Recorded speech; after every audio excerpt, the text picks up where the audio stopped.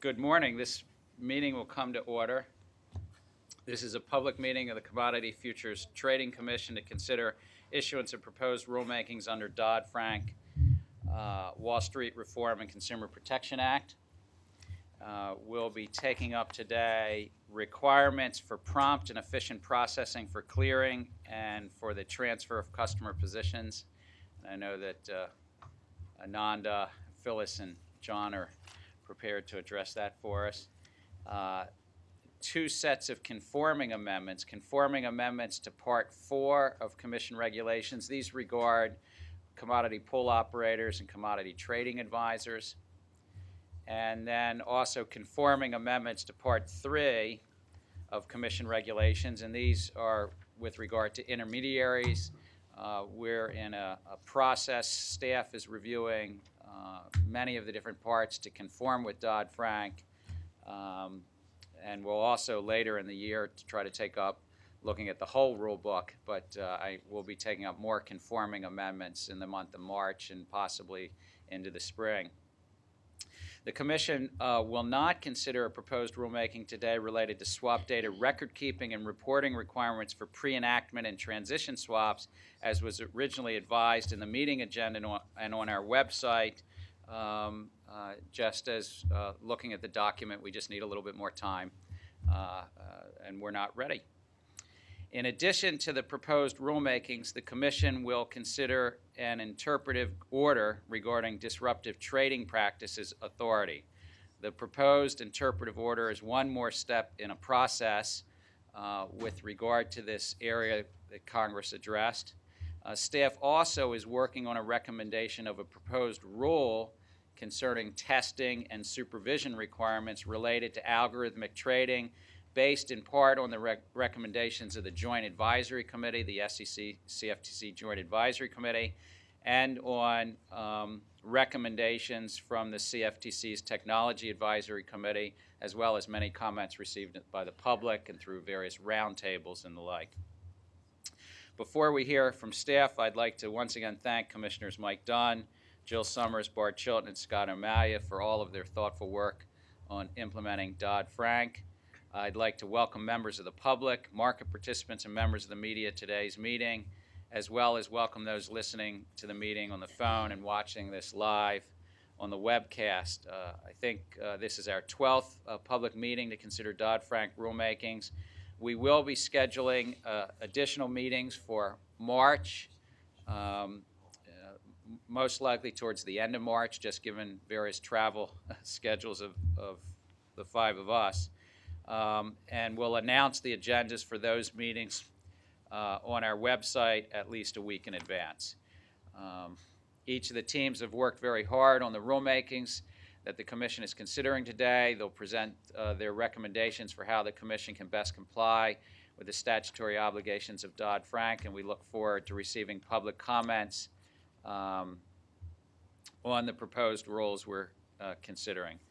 I think then I'll turn to Commissioner Dunn and other commissioners for opening statements. Thank you, Mr. Chairman, and thank all of those that have joined us today for this important meeting regarding the implementation of the Dodd-Frank Act.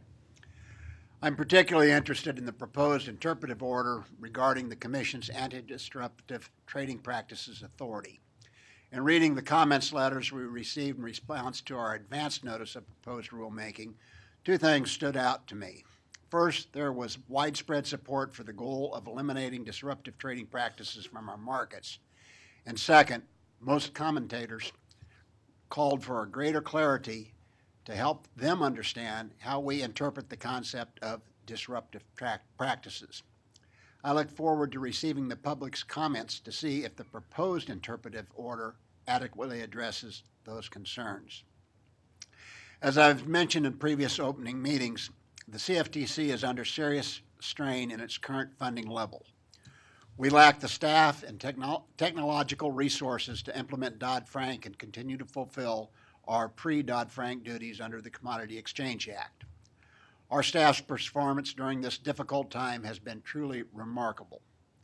They have worked long hours to essentially do two very big jobs at once. However, without additional funding, the strain will only become worse in July when much of the Dodd-Frank goes into effect. At that point, in addition to our traditional oversight of the futures industry, we will also begin regulating the swaps market, a market that has been estimated to be 9 times larger than the futures market. Even at the administration's requested funding level, and with increased assistance from the SROs, this would be a Herculean task. More troublesome is the potential that the Commission may suffer a decrease in funding at this critical period. The House spending bill would cut the Commission's already tight budget by nearly a third. The Commission is faced with the very hard choices of how to use our limited resources to enforce both Dodd-Frank and the Commodity Exchange Act. With further cuts in our budget, the Commission will have to abandon its principle-based regulatory regime and adopt a prescriptive or even a restrictive regime. I am fearful that this will have a negative impact on both the futures and swap industries in the United States. There would essentially be no cop on the beat and no one to ensure that our industry, which was largely untarnished by the financial meltdown, would not be blamed if another meltdown occurs. I would like once again to thank the staff of the CFTC for their hard work in regards to these very important proposed rules. Their dedication to our important work during this difficult time is what government service is all about. Thank you. Thank you, Commissioner Dunn. Commissioner Summers. Thank you, Mr. Chairman. Good morning, and I want to say thank you to all the teams that have put in a lot of hard work for the proposals that we have in front of us today.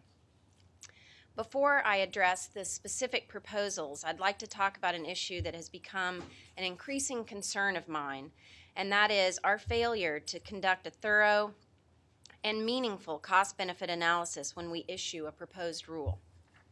The proposals we are voting on today and the proposals we have voted on over the last several months contain very short, boilerplate cost-benefit analysis sections.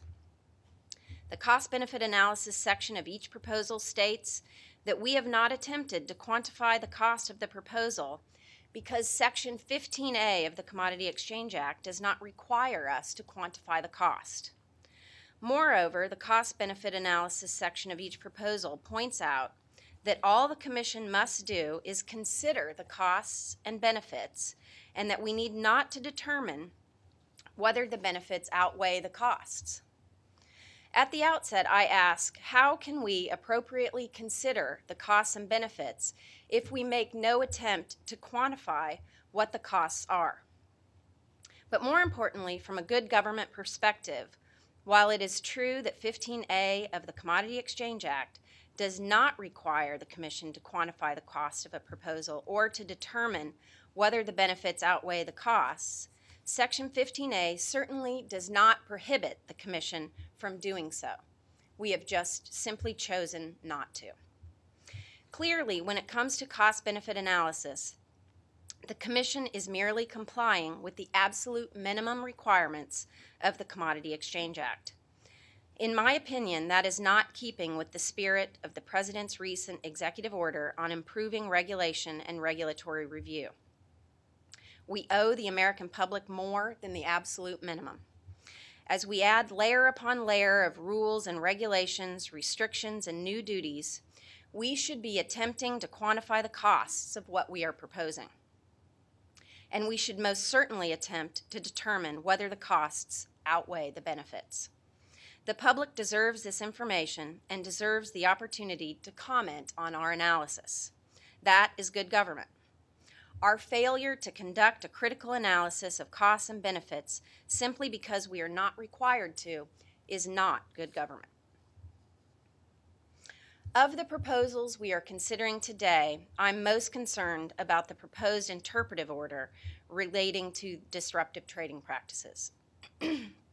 When it was first suggested that Dodd-Frank would contain a section that outlawed disruptive trading practices, I and others at the Commission believed it was unnecessary because the Commission already had the authority to prosecute such activity and, in fact, had prosecuted such activity successfully in the past. When the draft language of Section 747 was first discussed among Commission staff, it was my view, and the view of others in the building, that the language was too vague. We suggested that in order to remedy the vagueness, the Commission would need to promulgate rules to put the public and market participants on notice of what conduct was prohibited. I believed that we had consensus in the building around the view that if draft language was included in the final legislation, clarifying rules would be necessary and appropriate. That's also the message we received from the public in response to the ANPR and the roundtable that we held on this subject. I'm disappointed that we do not have proposed rules before us today, and I do not believe that the proposed interpretive order is sufficient to take the place of rules. The disruptive trading practices statutory language is vague, and this proposal does not cure that vagueness. In many areas, the order raises more questions than it answers. And in my view, when issuing rules or guidance related to prohibited conduct, the Commission's first priority must always be to provide the public and market participants with clear parameters distinguishing prohibited conduct from legitimate trading activity. The goal should not be to retain maximum flexibility for Commission staff to investigate and prosecute alleged wrongdoing. That is what this order does, and I cannot support that approach. Again, I want to acknowledge all the teams that have worked on these proposals today. I think we all understand the kind of work and time and effort that you all put in, extra hours, to get these proposals ready for us, and I just want all of you to know how much we appreciate your work. Thank you. Thank you, Commissioner Summers. Commissioner Chilton. Thanks, Mr. Chairman. I don't disagree with what Commissioner Summers said, actually. I think it's important that we have these cost-benefit analysis, but particularly when we go to final is the, you got to know what it's going to cost folks and whether or not it's justified. It did make me think while you were talking, though. Yesterday, a group came in and at the end of their presentation, they gave a list of all the things that we weren't required to do but were going to do, 2 or 3 pages. And I guess they were trying to impress me with we were overreaching. So these are things that we are choosing to do, at least 3 of the 5 of us, that we're not required to do. This, however, is something that we would have chosen not to do so far, but I think you're right, and we need to do it ultimately, and I think probably all of us agree we know what this is going to cost before we certainly pass the final rule. I wouldn't mind having that stuff right now. I agree with you. I'm pleased we're doing the interpretive order, and without saying anything specific, I'm pleased that the chairman is such an excellent staffer today on another issue. He's found something that was very important for all of us, and I commend you for that. But one of the questions we ask in our anti-disruptive trading practice in the original proposal we had was about high-frequency traders, what I call cheetah traders. They're so fast. And I don't mean cheetah with a Boston accent. And algo trading. And we're not addressing that in this interpretive order. We're only addressing the 3 things that were specified in the statute. But we do need, I think, to address in an additional rule at some point. I'm hopeful it'll be at this meeting that we have in March, but at some point in the not too distant future, rules and regulations with regard to HFTs. I know Commissioner O'Malley's TAC committee is going to be talking about some of these things next week, but I think there needs to be some sort of basic testing, sort of a Jiffy Lube inspection, if you will, to make sure that the 10 points or whatever it is of HFTs, the cheetah traders, the algos, that they meet some basic standard. These things are going to work when they put them into play and they don't roil markets. I also think there need to be some specific parameters for the cheetah traders with regard to like limit up and limit down rule. And thirdly, I think they need some, I know this is what the TAC's going to talk about next week, at least the subcommittee has been talking about it, and that is pre-trade internal, in-house transparency issues to ensure that they're playing by the rules. So I look forward to getting those things done in the future. But all of these things, all of the rules and regulations we've been working on, now maybe the 13th meeting, actually. Maybe you didn't mention it like they don't have a 13th floor. But the 13th meeting, all of these things that we've been doing and today on anti-disruptive will mean nothing. They'll mean squat. They'll mean diddly if we don't do what Commissioner Dunn said and get the resources to do the job. We had this economic calamity. It was due in part to lax regulation, no individual person's fault, but lax regulation in general. And then the entities out there took advantage of it, and we had this hideous bailout. And we're just crawling our way out of that economic mess, and we got the bill that was passed by Congress and signed by the President, but without the funds to look at this market. We're going from $5 trillion, roughly $5 trillion in annualized exchange trading to $600 trillion, and we're not going to get all of the $600 trillion, but it's hundreds of trillions of dollars in oversight. To think that we can do that with not another cent is crazy. Now, one of the things I need to point out, because I don't do it enough, is that the regulated exchanges, as Commissioner Dunn talked about, have operated very well. There's little issues, speculation, and we have differences on some of these things, but by and large, nobody went down because of the regulated exchanges. So they've done a good job, and we can oversee those markets. Under current funding, we can continue to do that. But the OTC markets, the $600 trillion, we can't do unless we get additional resources. And now we find out with the House the other day that we would actually be cut by a third. Now that's very risky business. And I just want to be real clear. Commissioner Dunn talks about this all the time, and I want to echo what he said and what the chairman said. We will be particularly vulnerable in the regulated futures markets to fraud, abuse, and manipulation if we don't receive at least the current funding. If we get cut, we are going to be in a world of hurt. That won't be good for markets, it won't be good for consumers, and it won't be good for the economic engine of our democracy. Thanks, Mr. Chairman. Thank you, Commissioner Chilton. Commissioner Amalia. Thank you, Mr. Chairman. Let me thank the teams for their hard work in developing the 4 rulemakings proposed and interpretive guidance before us today.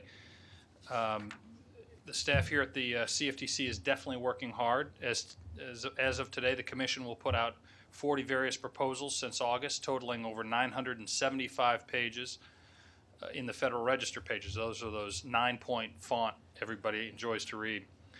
And if you laid those pages end to end, it would lengthwise it would stretch over 892 feet. That's more than the height of the Statue of Liberty, tip to torch, and the Washington Monument balanced on top. I remain concerned that we are moving at a pace that makes it very difficult, if not impossible, for the public to dig out of the mountain of paper and piece all of these new requirements together in a meaningful way. For example, the proposal before us today regarding the requirements for processing, clearing, and transferring customer positions illustrates how difficult it is for us to put out rulemakings at this punishing pace and get it right. At the end of January, just a little over a month ago, the Commission put forward a rule proposal that addressed core principle F for designating clearing organizations. Today's rulemaking reproposes a regulation interpreting core principle F to supplement the proposals made in January, even though the comment period on the original proposal will not close until March 21st. To comment on both proposals, the public will have to read both rules together and submit comments on both. Also, the comment period for the proposed rulemaking before us today is only 30 days instead of 60 days. None of this seems to make sense, nor does it seem to be keeping in pace with the spirit with the President's executive order on regulation that reminds us to seek meaningful public participation and afford comment periods that should generally be at least 60 days. As we come to the end of this stage of the Dodd-Frank rulemaking process, we are putting forward the Commission proposals. I think back over to the past months, and I've asked that moving forward we give thought to organizing the rulemaking process in a more responsible, cohesive fashion. The last time I raised the rulemaking process in the middle of December, and I suggested an order for considering final rules and we should receive feedback from the public on how we put that process together. I reiterate my concerns and desire to have the Commission put forth a public comment period for which the rules will be considered, and how we're going to proceed in the spring. It is very important that we have a roadmap for going forward, and the public has the benefit of knowing which direction we are going. I'll be posting a list of all our proposed rules so the public might sort through this list. I've handed out this list, and I've included in my statement today, and I'll put it on my website, asking, and for the last couple of weeks in every meeting, I've handed this out and asked everybody to take a shot at reordering, in their opinion, which rules should come first, which should come second. And I think I've been beginning to receive some positive feedback, some people have been providing it. I'm going to ask everybody today, if you have an opinion about our rulemaking process, please comment on it. You can get the form on my website, and please send us your comments. We'd like to have your thoughts on how we should proceed and what makes sense in the market. I do appreciate the efforts that the chairman has made to have us all work together on the rulemaking process during the proposal stage, and I look forward to continuing that work together through the next stage. With regard to the disruptive trading practices, we are issuing a proposed interpretive order to provide guidance on the scope of the statutory prohibition set forth in the anti-disruptive trading practices in the new section 4CA5 of the Commodity Exchange Act. The admittedly vague statutory prohibitions have presented some tough issues, and we have spent long hours debating the appropriate course of action. We can do nothing and leave the statutory interpretation to the market participants versus issuing regulations interpreting the statutory language to bind us all to concepts that we may not yet appreciate given the changes in the market structures and trade practices going forward. After one round of comments and a roundtable, we have taken the middle ground and are issuing a proposed interpretive order to provide guidance as to the type of trading, conduct, and practices that will constitute violations in the new 4CA5. I am pleased that the Commission is recognizing the vital role that the exchanges and self-regulatory organizations will play in the surveillance for and the enforcement of these practices.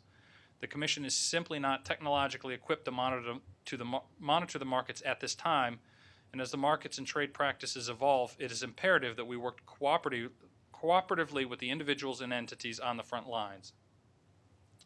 I believe the staff has worked to respond to the many comments and concerns raised thus far, and while this proposal may not be perfect, it is a modest step to seek additional comment on a more specific proposal. This is especially so because market participants and the public will now have the opportunity to tell us whether interpretive guidance is simply not enough. I identify with the desire to have clear-cut rules and definitions, and I've come to understand that there is value in providing some flexibility.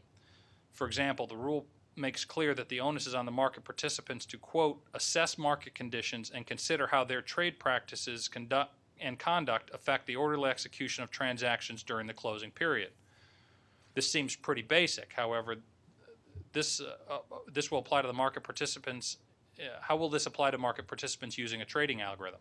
If the algorithm is not programmed to assess market conditions in the manner that we believe is necessary, who will be liable if we have another May 6th? I'd like for staff to answer that question today, and I have a few more questions for them to answer before I commit to a vote on this. Finally, I'd like to know that all the teams have spent long hours working on these proposals, and I'm grateful for their efforts. Thank you. Thank you, Commissioner Amalia. And now the staff will present their proposals. I turn it over to, I think the public knows, Ananda, Phyllis, and John, who have been here a number of times in the past. Thank you, and good morning, Mr. Chairman and Commissioners. I'm pleased to recommend for publication in the Federal Register a proposed rulemaking that would establish requirements for processing and clearing transactions and the transfer of customer positions. This proposed rulemaking has two primary objectives.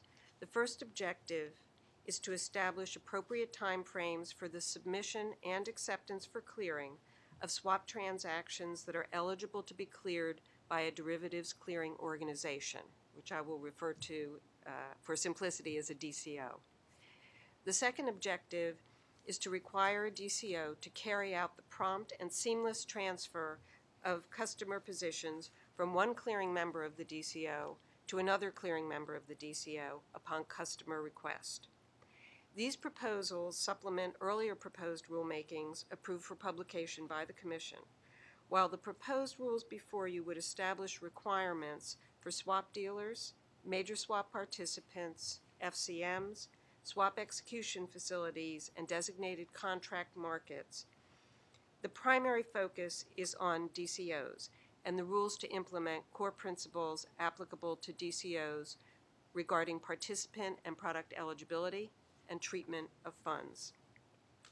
I would just note, as has already been mentioned, the earlier proposed rulemaking for these core principle regulations is still open for comment until March 21st, and the comment periods for the original and the supplemental rulemakings will therefore overlap. Hopefully, this will enable commenters to consider both proposals at the same time and consolidate their comments. Turning to the substance of the rules. There are two components that we've considered in proposing appropriate time frames for clearing. They relate to, first, the timing for submission of a transaction, and second, the timing for a DCO's acceptance of a transaction for clearing. In developing proposed timing standards for submission of transactions, the staff has attempted to take into account the different factual circumstances under which transactions, particularly swaps, are going to be cleared. Thus, we propose three different time frame requirements. First, for CEFs, swap execution facilities, and DCMs, designated contract markets, they would have to submit swaps for clearing immediately upon execution. Second, for swaps not executed or subject to the rules of a CEF or DCM, but subject to mandatory clearing, a swap dealer, major swap participant, or FCM would have to submit the swap for clearing as soon as technologically practicable following execution, but not later than the close of business on the day of execution. And then third, for swaps not executed on or subject to the rules of a CEF or a DCM and not subject to mandatory clearing, if these swaps are going to be cleared, the swaps would have to be submitted for clearing not later than the next business day after execution of the swap or the next business day after the agreement to clear, if that's later than execution. The regulations that would apply to DCOs, again, would make a distinction between different factual circumstances. First, for transactions executed on or subject to the rules of a CEF or a DCO would have to accept for clearing immediately upon execution all transactions listed for clearing by the DCO. For swaps not executed on or subject to the rules of a CEF or DCM, but subject to mandatory clearing, a DCO would have to accept for clearing upon submission to the DCO all swaps that are listed for clearing by the DCO. And then last, swaps that are not executed on or subject to the rules of a CEF or DCM and not subject to mandatory clearing. A DCO would have to accept for clearing not later than the close of business on the day of submission to the DCO all swaps that are listed for clearing by the DCO. Before moving to our next topic for rulemaking, I would like to note briefly that there are other provisions relating to DCOs that are covered by the supplement. For example, the staff is recommending approval of a proposed regulation that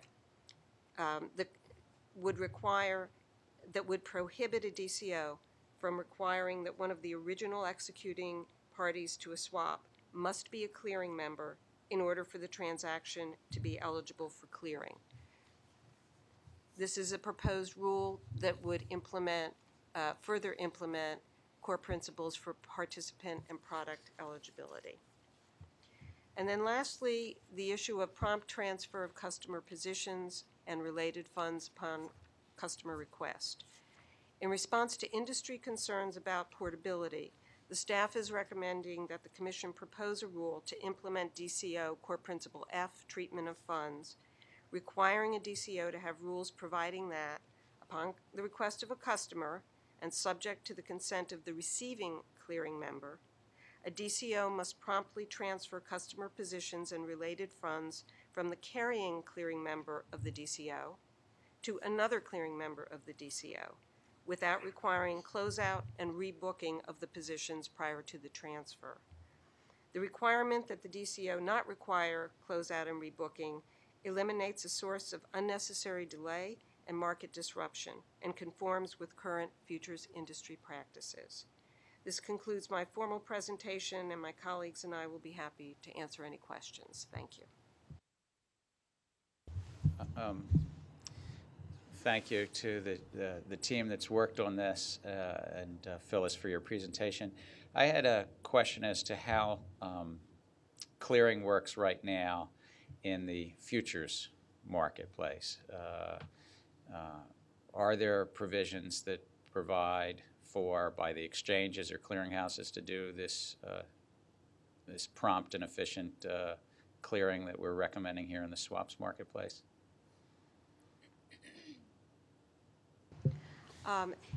Yes, this would be subject to the DCO rules, and we are aware of at least one DCO that has rules relating to this. So this is the standard practice. Yeah, I would add that on some of the electronic trading systems, they would have what they call open offer, which means that the clearing arrangements are set up in advance so that when the trade is executed, it immediately goes to clearing. The arrangement's already been set up as to who the clearing member is going to be. And I will be in support of this rule, because as I understand it, it lowers risk in the system that transactions will not be batched and wait till the end of the week to be sent to clearing, but if they're on a swap execution facility or on a designated contract market, that those CEFs and DCMs would have arrangements with the clearing houses to, in essence, have straight-through processing or send the transactions directly to be novated to the clearing houses. Is that right? Yes, that's correct. And I gather it is the staff's view that it lowers risk. I mean, I think it's at the core of what Dodd-Frank was doing of lowering risk, was to send transactions to clearinghouses. But that's our view, yes. okay, thanks, Commissioner Dunn. Thank you, Mr. Chairman, and I'm look forward to hearing how this affects current clearing from the comments from the public on this. But I note, and if I can get our general counsel to respond here, because this is something I had asked in the past. Phyllis, you note that there is an overlapping regulation that is out there, and I want to have assurance here that when folks write in a comment on a regulation, if it is pertinent to other regulations, that we will treat it as if it is a comment on the other regulation. Yes, Commissioner. The staff has been directed to do exactly that. That if a comment comes in on one rulemaking that refers to another rulemaking that is pending, that comment should be sent over to the other rulemaking team for their consideration. So that is a matter of staff practice. Can I just, I'm supposed to, I didn't ask for a motion for this, and I was supposed to. So is there a motion to accept the staff recommendation on straight-through processing? So move. Second. All right, now.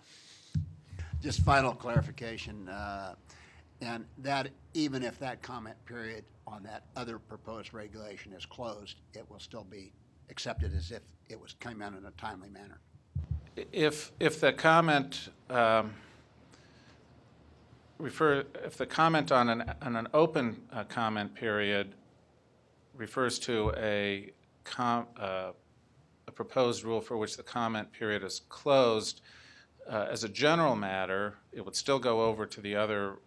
It would go over to the other rule-making team for their consideration. The teams have the discretion to consider late filed comments, so they would have the discretion to consider it. The chairman has indicated, with respects to the swaps entities, the entities definition proposed rulemaking, that if commenters were commenting on the entity's definition and the comment related to a prior rulemaking that had closed that was dependent or related to an entity definition, such as some of the perhaps business conduct standards or another rulemaking period that had closed prior to the closure of the entity's definition rulemaking, that the staff should exercise its discretion and consider that comment. So in those cases, those comments will be considered under the staff's discretion. In the future, with respect to other rulemakings, it will be within the staff's exercise of discretion to consider such comments in the other rules.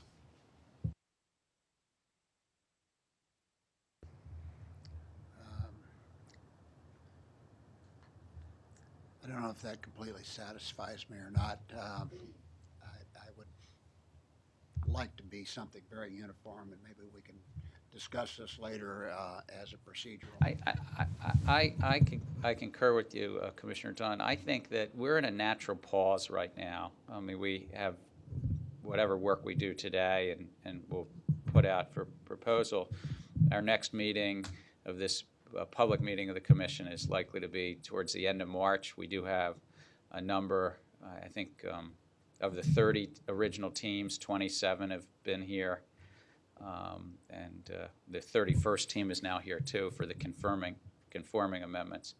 But we have a natural pause, and that if the public has comments on a rule that's closed, they've actually been still sending them in. There have been meetings. I'm sure all 5 of us have been asked to take meetings. And I certainly know that in the meetings I'm in, I try to have somebody take the ex parte notes and put it in the comment file and make sure that you all have the benefit, you know, that all 5 commissioners have the benefit of what I'm hearing in those meetings.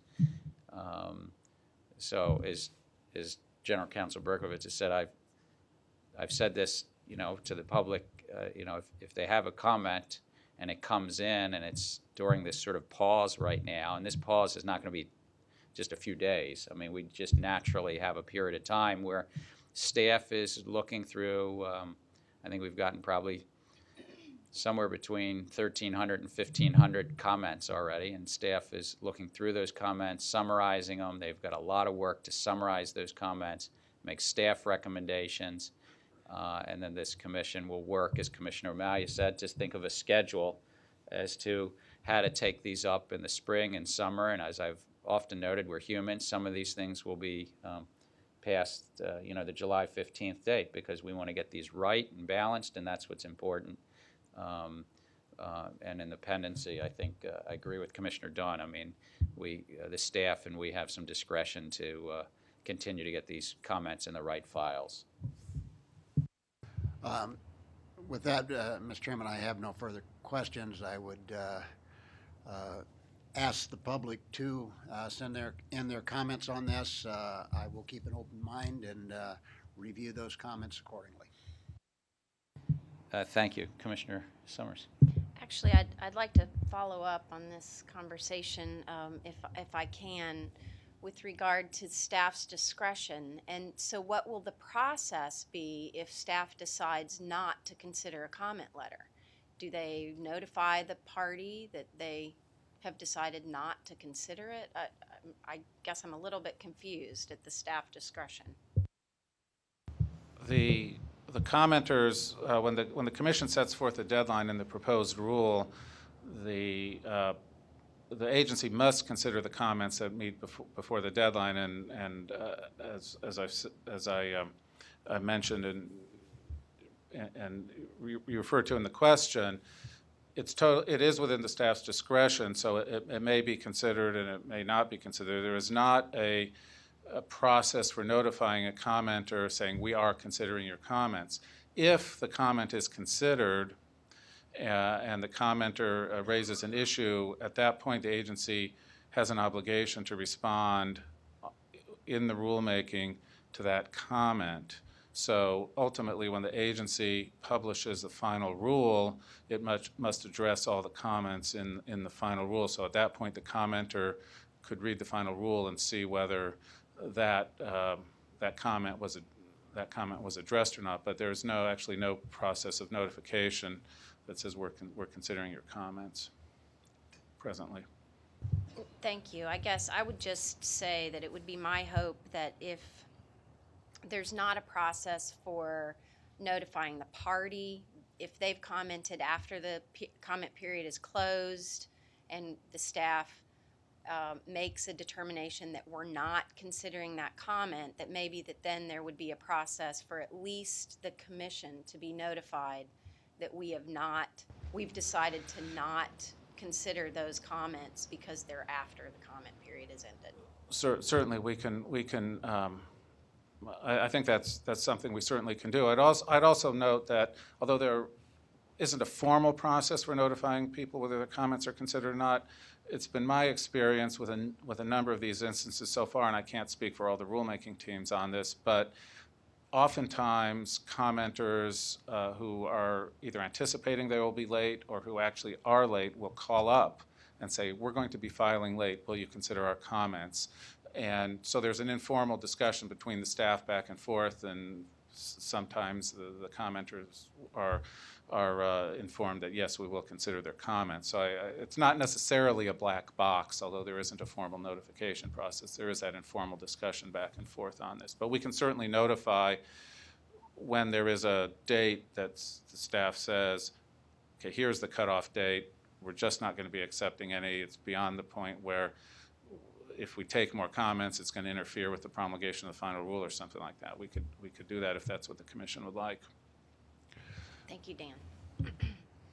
I just have a couple of different questions to clarify, to make sure you've clarified for me, but making sure that the public is aware that the transfer of customer funds that is dealt with in this proposal is within a single DCO, not between DCOs. That's correct, Commissioner.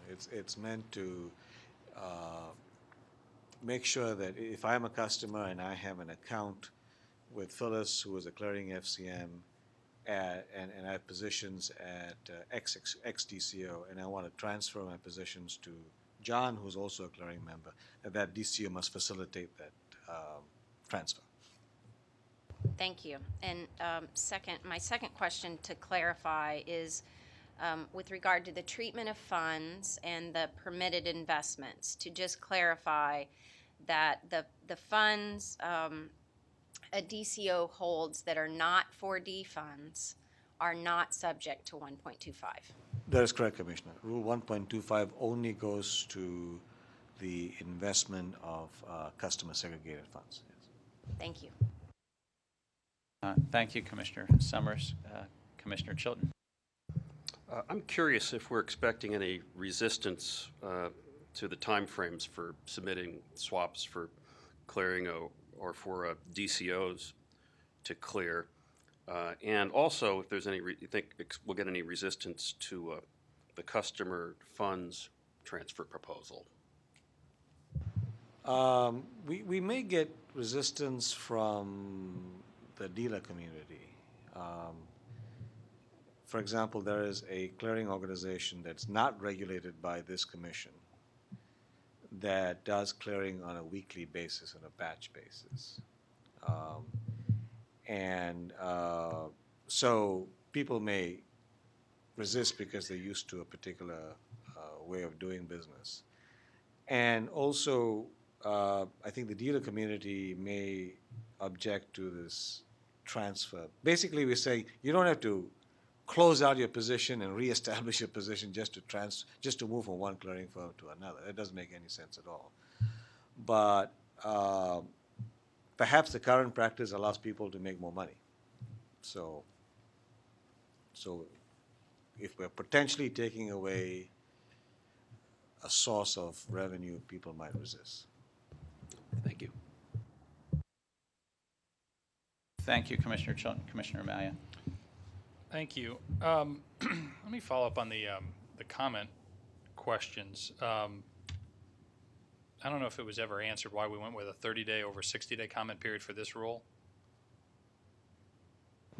Yeah, the reason we were going with a 30-day was because this rulemaking is fairly limited and focused. And we felt that that was an appropriate time frame. It also, with the overlap with the earlier proposed rulemaking, would enable us to proceed and go final with the entire participant product eligibility rule and the entire treatment of funds rule at the same time. Now, I help you Sure, on that one a little please. bit.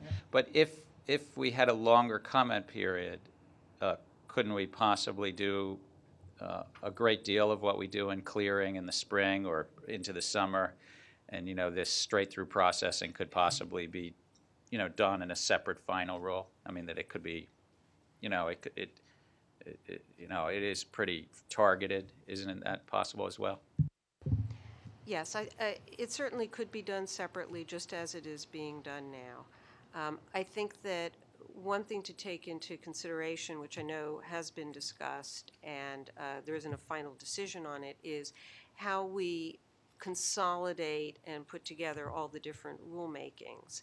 And it's an issue of mechanics really more than anything else, because once all the comment periods close, we will have the full breadth of the public comments. So it's just a matter of making sure that everything is sewn together neatly and fits together. But this is, as I think you will see, freestanding, so that if we went out with other rules and then did this separately, it's certainly possible. Yeah, so I would just say to Commissioner Malia, if you'd remain open to this one out of the clearing rules might end up being freestanding, I'd be open to making this 60 days as well. I don't, you Well, know. I was going to follow up with my next part. I think the other, we have shown some flexibility, and I think that the DOJ letter that we received on our governance came in 38 days after the comment period, and we accepted that. So if 38 days is our new standard, then I'm okay with that. So I just want to put that out there. I have a question on section 39.12. As the chairman noted, the rule seeks to conform swaps and futures markets. The rule now reads that a derivative, quote, a derivative clearing organization shall select contract unit sizes and other terms and conditions that maximize liquidity, facilitate transparency in pricing, promote open access, and allow for effective risk management. The preamble also explicitly states that the goal of the other terms and conditions language is to clarify that when a DCO is establishing products and templates, it must select termination or maturity period, settlement features, and cash flow conventions. Now, the chairman made a compelling argument to risk reduction, et cetera. On Tuesday, we received a letter from Representative Barney Frank. And in that letter, he mentioned that the commission that swaps are very different products than those currently traded in the, quote, highly evolved equities and futures markets. And I think we should listen to that advice, because these markets are different, and they have, quite frankly, not evolved in the same way that Congressman Frank has pointed out. So my question is to John and Phyllis, are you absolutely certain that by forcing the termination, settlement, and cash flow conventions on swaps, this is the correct solution for the swaps market?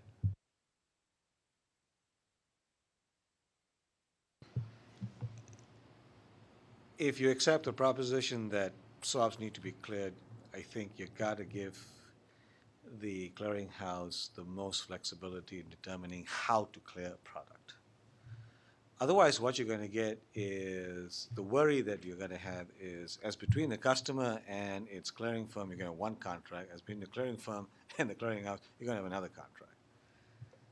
That's not what happens in the futures industry. Everybody has the same contract, so that, one, it facilitates an easy movement of positions. Let's say if a firm is having financial difficulty, it facilitates easy movement. And the reason we are proposing, contract size constraints, or that we propose this contract size issue, is you want to make it easy for the clearinghouse to determine how to clear a particular transaction. Because once it's cleared, it's not a bilateral transaction anymore. It's a transaction between the clearing member and the clearinghouse. So we believe that smaller lot sizes will facilitate liquidity, and thereby allowing these products to be listed on a DCM or a CEF. And also it will help in default management, because it may be easier to either liquidate or assign or move positions to different clearing members. So far, our experience has been in an instance of financial difficulty, one firm takes the whole book or buys the whole book, but that may not be necessarily so. You may have two firms agreeing to, take a portion of a particular book of a clearing member. So that's why we propose this. Can you think of a scenario in which this rule might constrain the swaps market? I cannot, but I think that's why. Hopefully, if there is something, we'll get some public comment on it. All right. In talking with some of the buy-side asset managers, they raise the issue of breaking up block trades and allocating them to the clients prior to clearing, and just they're trying to solve both operational risk and counterparty risk, and I'm trying to understand the straight-through processing rule has this immediate requirement, and would that undermine the ability of an asset manager to reallocate all of their trades to their clients before clearing, because they're not the clearing member, their clients are dealing with this. So, will that mess up that process? Will it make it more expensive? Do we inject operational risk versus counterparty risk? What do you think? I don't think so, but we've asked a question to that effect as to whether there'll be, something detrimental. But the way I look at it is very similar to how bunch orders are treated in the futures world. Issue of allocation is one that takes place after execution, after clearing.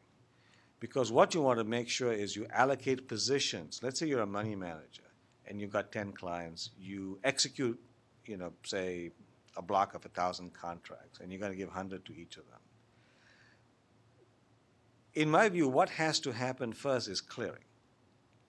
After clearing, then you as a money manager can decide which of your clients gets the trade. So I don't see how clearing will affect that allocation process. But, we have asked the question. Maybe we're missing something. But that's not the way it's done now, though, right? I mean, you've met with these folks, and they in the swaps, in the uncleared swaps, in the swaps world, and they come in and they say, well, we have this, and we allocate it to our customer in a bilateral deal. In the uncleared world. It's in the uncleared world, right? Right. So, but if they're going to clearing, and we're going to have, there's no reason why standardization of terms and conditions that you've in the previous question, so all of this, we're going to standardize these products, so we're going to have a lot more cleared products. So how do they manage that relationship that they currently have today in this new environment? The difference between the uncleared world and the cleared world is this. In the uncleared world, let's say you have a money manager. I understand the relationship today. Right. I'm saying, what are the consequences going forward, and how will this relationship change? And have we thought of that? The consequence in going forward is that once it's cleared, you have a central counterparty, right? The clearinghouse. So, as between the customer will have a relationship with the clearing firm, right? And according to Dodd-Frank, unless the money manager is also an FCM, the money manager must have a relationship with a clearing FCM. So in this case, the money manager will be functioning as a CTA, right? Probably will have to be a CTA, right? So the key difference is that you've got a clearinghouse in between. You don't have, say, 10 counterparties. You've got one clearing member and one clearinghouse. So we don't see, in fact, we think this will make it easier to do the allocation process, because let's say you do a 1,000-lot trade. I'm the money manager. I give it to Phyllis, who's the clearing member. Phyllis clears it with John. It's done. Clearing takes place.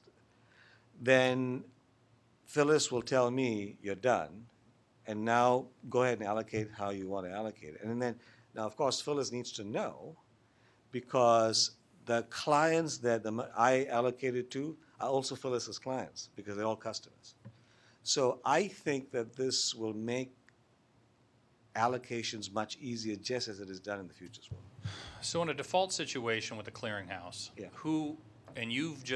you've cleared the I'm deal. I'm the money manager. You're the money manager, and Yeah. you've cleared with the clearinghouse. I have a relationship with the clearinghouse. But you just cleared with the clearinghouse, and then you just unloaded it on your customer. Who's the now have the relationship with. The clearinghouse, if the position does not belong to me, I'm just a manager? But you cleared it.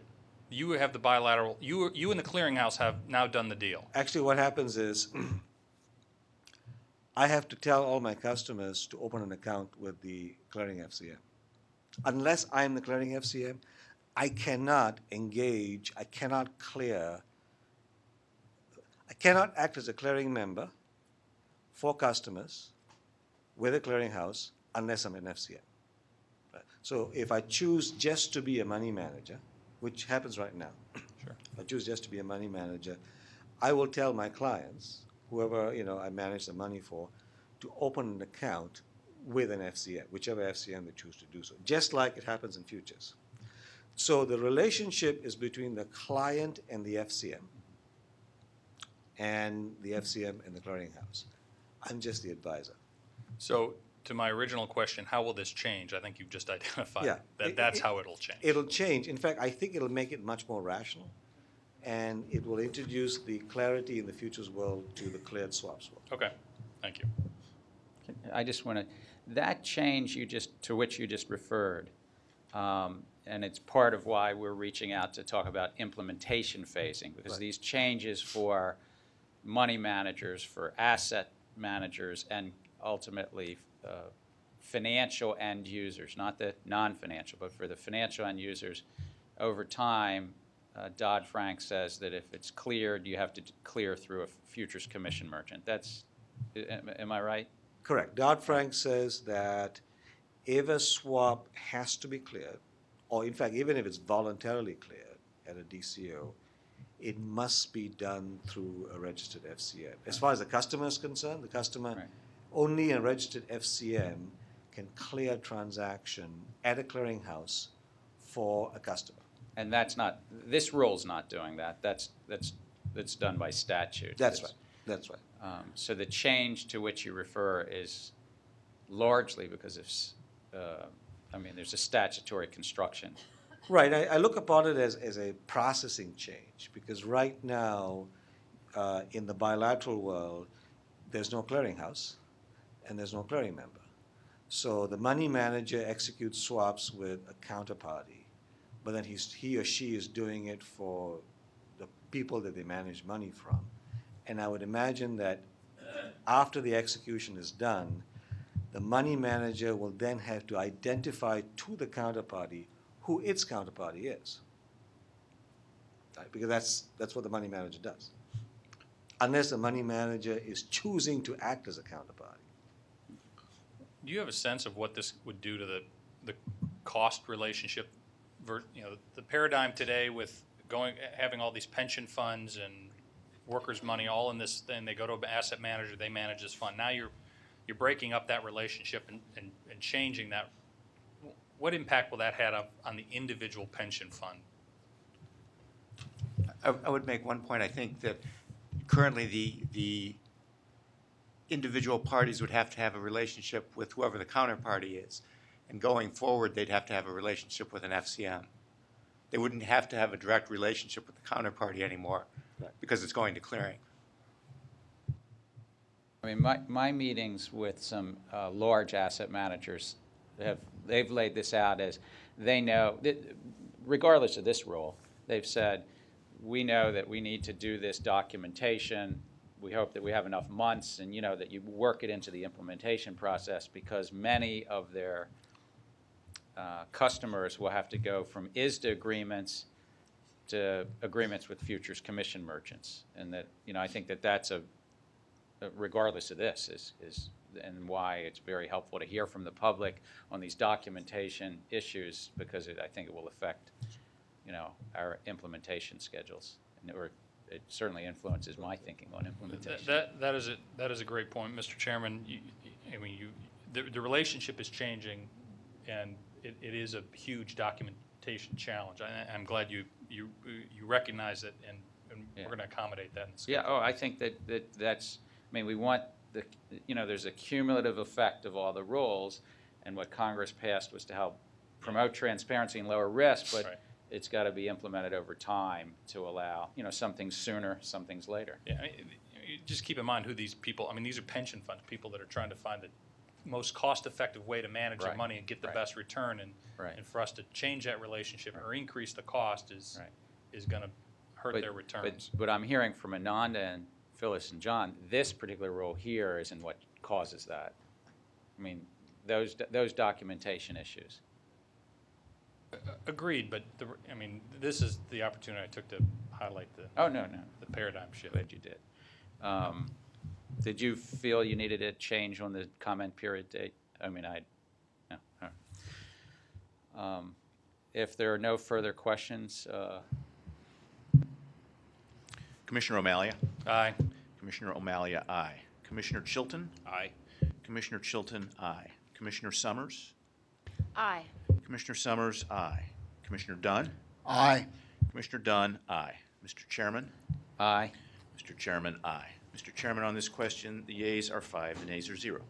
The vote being, I guess, unanimous, we'll be looking forward to sending it to the Federal Register and look forward to hearing the public comment on this.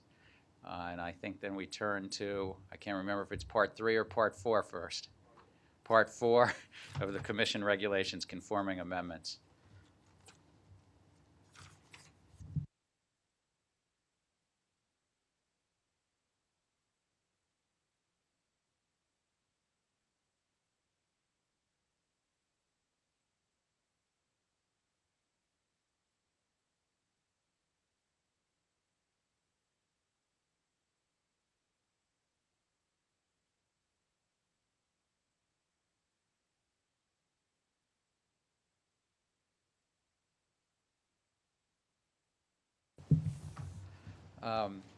Chris, it's good to see you again. Chris Cummings and Barbara Gold, who have done excellent work and have presented here before on registration and other matters. Chris worked in the FX rules as well, are going to present the first of what I suspect will be not just 2 considerations today, but a number of considerations over the next several months about conforming amendments, looking through our whole rule book and to ensure that it aligns with the financial reform bill passed last year. But this will be the first one, and turning it over to Ananda, Chris Cummings, and Barbara Gold. Thank you, Mr. Chairman. Commissioners, ladies and gentlemen, my name is Chris Cummings, and I'm an attorney with the Division of Clearing and Intermediary Oversight. The rulemaking we're recommending to you today proposes to make conforming and technical changes to Part 4 of the Commission's regulations. It has been nicknamed the Part 4 cleanup, and not without some reason. Part 4 governs the operations and activities of commodity pool operators and commodity trading advisors. The Dodd-Frank Act expressly included swaps in the activities that bring persons within the CPO and CTA definitions. Accordingly, the cleanup process this proposed rulemaking involved reviewing the existing regulatory text in Part 4 and making sure that it accomplishes the intended customer protection goals with respect to swap activity undertaken by CPOs and CTAs. To the extent we found that changes were called for, we have developed proposed amendments for Commission consideration. For the most part, the proposed changes are not substantive. They include inserting the word swap or swap transaction or similar wording where the existing regulation refers to transactions or instruments as to which a CPO or CTA must, for example, disclose information, make reports, or keep records. They also include inserting swap dealer among the persons with respect to which a CPO or CTA must provide information or disclose conflicts of interest. 3 of the proposed changes could be characterized as substantive, but they too are simply necessary adjustments to accommodate the provisions of the Dodd-Frank Act. The first of these changes results from the fact that in Part 4, the term commodity interest is used as a shorthand term for the instruments currently regulated under the Commodity Exchange Act, namely futures, contracts, commodity options, and off-exchange retail foreign exchange contracts. In order to ensure that swaps are considered in the various places where the term commodity interest is used in relation to the activities of CPOs and CTAs, we recommend that Part 4 be amended to contain a definition of the term commodity interest that includes swaps. The second of the substantive changes concerns Regulation 4.30, which currently prohibits a CTA from accepting customer margin money in the CTA's own name unless the CTA is registered as, for example, a futures commission merchant. Because swap dealers generally will come within the statutory definition of commodity trading advisor, and because a swap dealer engaged in uncleared swap transactions may be accepting funds or other property from its counterparties as variation and initial margin payments, we are recommending that the Commission amend Regulation 4.30 to exclude a registered swap dealer from the regulation's prohibition in connection with a swap that is not cleared through a derivatives clearing organization. In connection with this recommendation, and at the request of the General Counsel, we have included the following text in the preamble. Quote, "The Commission intends to address the circumstances in which non-bank swap dealers may be required or permitted to accept margin payments in uncleared swap transactions in a future proposed rulemaking. Accordingly, this proposed amendment to Regulation 4.30 should not be interpreted to impose or authorize any such margin requirements." The third and final substantive change we are recommending is deletion of Regulation 4.32, which deals with trading by a registered CTA on or subject to the rules of a derivatives transaction execution facility, or DTEF. Since the Dodd-Frank Act does away with DTEFs, this provision no longer served a purpose. That's about all there is to say about this proposal. We would be happy to answer any questions you have. This time I'll ask for a motion first. A motion to accept the staff recommendation on Part 4 conforming amendments. So moved. Second. I don't have any particular question. I just have a hope for the public that these are, as Chris says, cleanup, but they're on really important rules. Part 4, which has been in place for some time. Maybe I should ask how long. Some of it probably predates our commission. Is that right? No? When did this go into effect? Thank you. Commodity pool operators and commodity trading advisors were added to the Commission's jurisdiction when the Commission itself was established in 1974. Rules to regulate CPOs and CTAs, I believe, first came out around 1977, and the regulatory scheme we're working with was first adopted and issued by the Commission in 1979.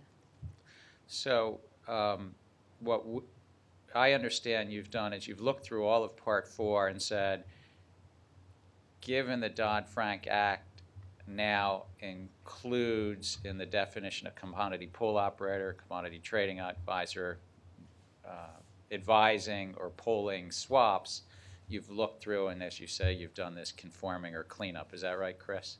That is correct. Right. But it would be helpful also from the public's perspective if we hear any comments on Part 4. You know, if we've not just related to swaps, but just if there's something that, I mean, these are 30-plus-year-old rules, just if there are comments. Well, I would agree, but on the other, I would also note that they are 30-plus-year-old rules. From time to time, over the course of the past 30 years, they have been amended. Well, of course. Okay. I shouldn't. That's right. They might be 30 years in vintage, but they've been refreshed. Thank you, Commissioner Dunn. Thank you, Mr. Chairman. I don't have any problems with this, but I'm going to ask on Part 4 and Part 3 as well. Will these cleaned up versions be put on our website so the public will have an opportunity to see what it looks like after everything is put together at the end of the day? Usually we wait till somebody prints one of those books that gives us all our regulations, and I'm just wondering how will the public be able to access this before such publication? I will tell you. Golly, perhaps 10 years ago, the Code of Federal Regulations started publishing on its website an electronic version. And when you access the Commission's rules through our website, That link is to the Electronic Code of Federal Regulations. And the great thing about that is it says right across the top, these regulations are current as of, and typically the regulations are current within 2 or 3 days of the website's date. Thank you. But Barbara, you're just a great source of knowledge. Commissioner Summers? I don't have any questions, thank you. Commissioner Chilton? Just a quick one. I know this isn't sort of an attention-grabbing headline thing, but these are important day-to-day operations, and I'm curious if you think will be any major pushback on anything from industry on these. We're not expecting any kind of controversy at all on these. It's just simple reflex cleanup of things that are direct results of the enactment of the Dodd-Frank Act. Okay, thank you. Thank you, Commissioner Chilton. Commissioner Malia? I have one question. I'm curious. In the Rule 24 or 4.24, general disclosures, we require CPOs and CTAs to disclose, quote, any fees, costs or fees included in the spread between bid and ask prices for retail Forex or swap transactions. We've added swap transactions to this language that's already existing. How will that work? What costs are we thinking about? And then for things that are transacted on a CEF, how's that going to work? I'm just trying to figure out what costs might be out there and how will they be disclosed?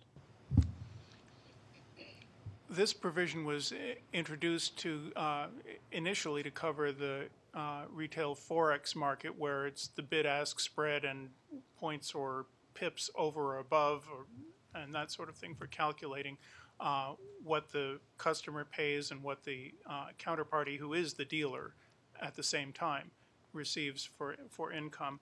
And the idea here is to try to capture anything that the pool operator knows about that amounts to a fee or cost to the customer that it may or may not be contained in a quoted bid-ask spread or otherwise. Is the CEF and the retail Forex relationship completely analogous? Well, certainly not, because a CEF would be an exchange and the retail Forex is basically a counterparty to customer relationship. But to the extent you have bilateral transactions, and I think that's analogous, because in an exchange environment, you got the bid-ask spread, and then there'll be a separate fee or commission or whatever it is, and to the extent the CPO knows about it, has to disclose it. But sometimes in bilateral transactions, the price you pay is the price plus something else. So to the extent the CPO knows about it, he or she should disclose it. If it would help, we can add to the language any costs or fees included if known. That would be helpful, I think. Okay. Thank you. Ask unanimous consent? Not hearing any objection, so moved. Thank you very much. One of our commissioners might have just Greg, did I? What's that? I know he is, but I just don't want to call a vote if it's he doesn't, I don't think, have any plan to abstain, but maybe Mr. Staywick, if you call the roll, and by the time we figure out Robert's rules, he'll be back in. Commissioner O'Malia. Aye. Commissioner O'Malia, aye. Commissioner Chilton. Aye. Commissioner Chilton, aye. Commissioner Summers. Aye. Commissioner Summers, aye. Commissioner Dunn. Aye. Commissioner Dunn, aye. Mr. Chairman. Aye. Mr. Chairman, aye. Mr. Chairman, on this question, the yeas are 5, the nays are 0. Having passed, I look forward to sending this one to the Federal Register as well. Ananda, I think you get to stick around a little bit, right? And now we move to Part 3. Correct, Part 3. I have to get my numbers right. Thank you, Barbara. Thank you, Chris. Excellent work.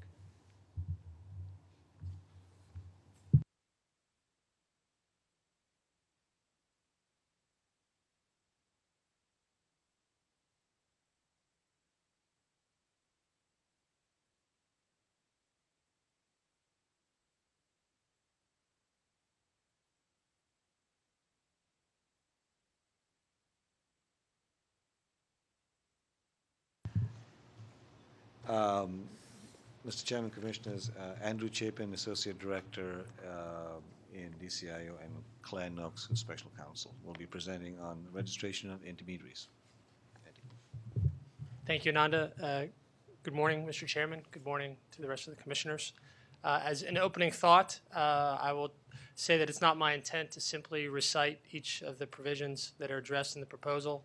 Many of these provisions are technical in nature or otherwise self-explanatory. Instead, I would like to more broadly discuss the intent and purpose behind this proposal. As likely has been mentioned numerous times, Title VII of the Dodd-Frank Act amended the Commodity Exchange Act to establish a comprehensive new regulatory framework to reduce risk, increase transparency, and promote market integrity within the financial system by, among other things, providing for the registration and comprehensive regulation of swap dealers and major swap participants.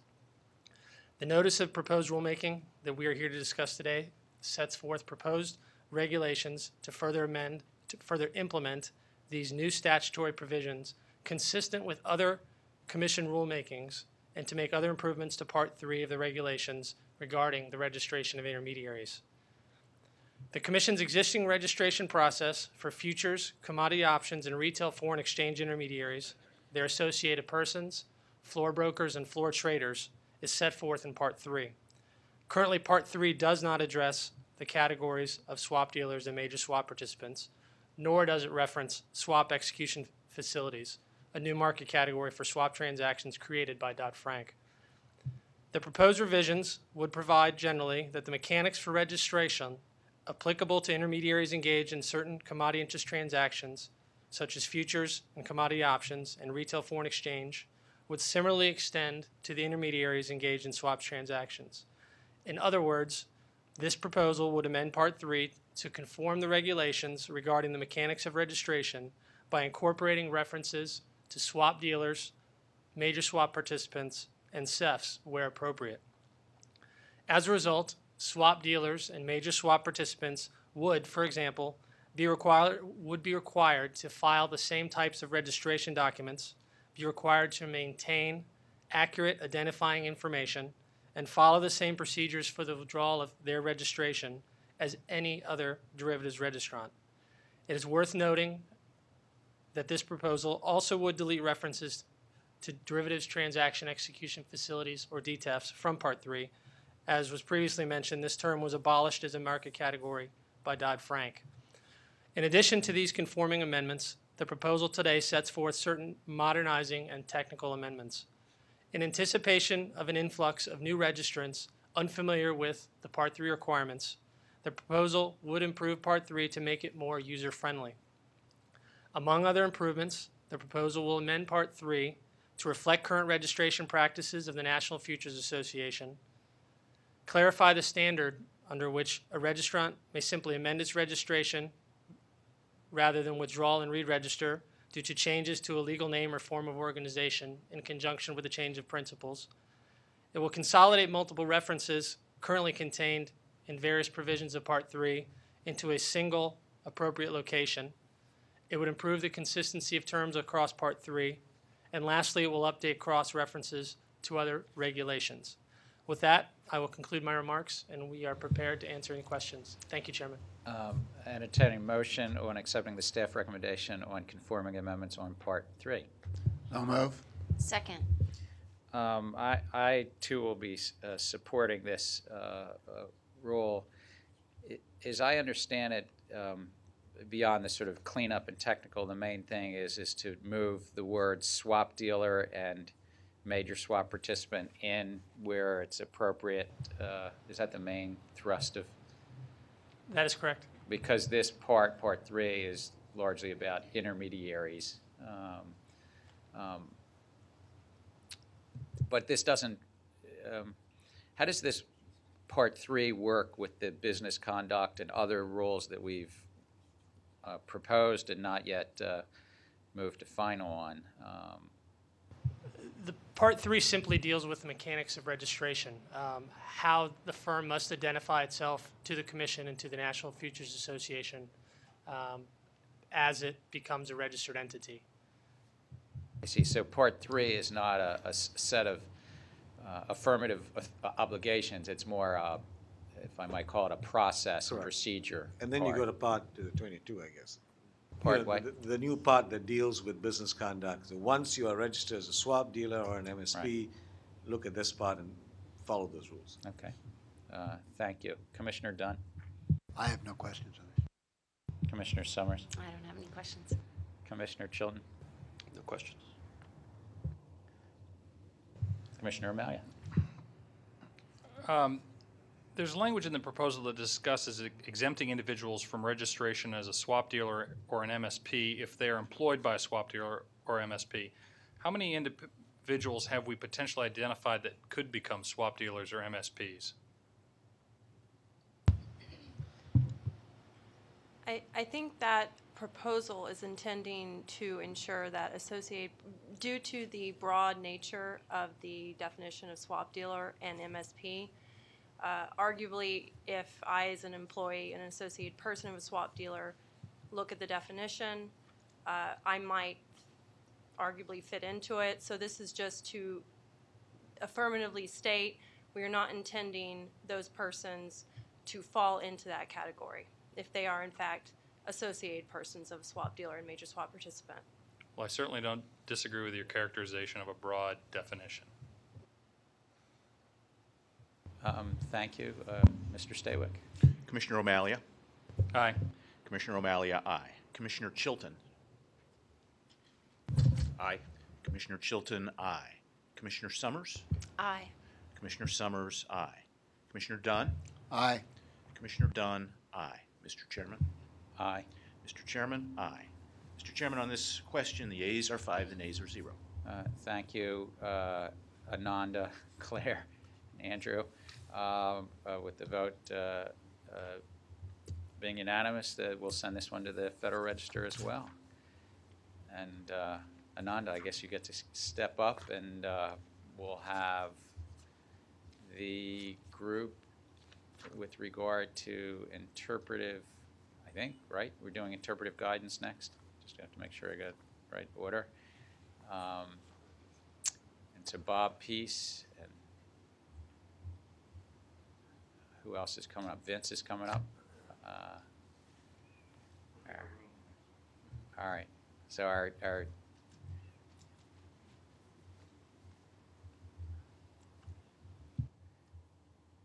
is Steve also going to be here?